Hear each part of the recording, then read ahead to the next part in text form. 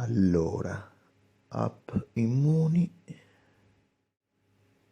vediamo un po', sembra tutto a posto. Interessante il post di Natalino Balasso.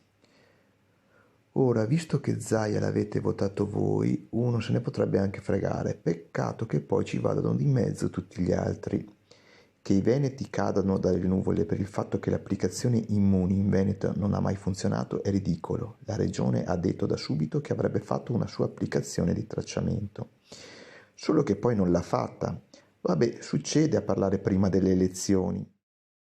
Dunque mi sembra di capire che non sono stati attivati i database per la tracciabilità via smartphone del Covid-19. Ma per quale motivo? Quindi nel Veneto il tracciamento non esiste, ha fatto notare il professor Crisanti.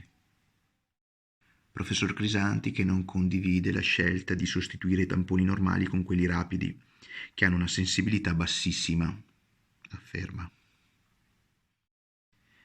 Se a ciò aggiungiamo la mancata implementazione a livello regionale dei dati dell'applicazione Immuni, puntini puntini.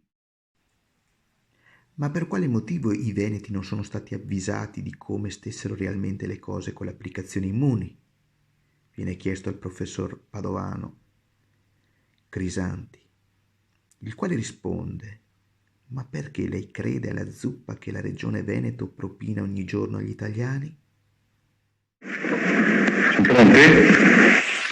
Buongiorno a tutti, grazie di essere qua.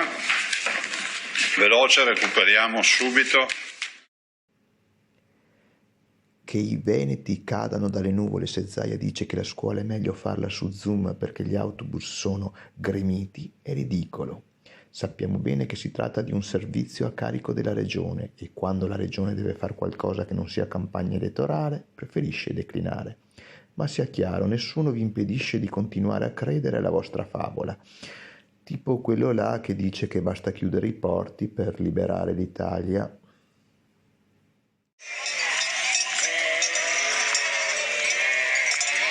Le promesse non mantenute e le idee, i programmi?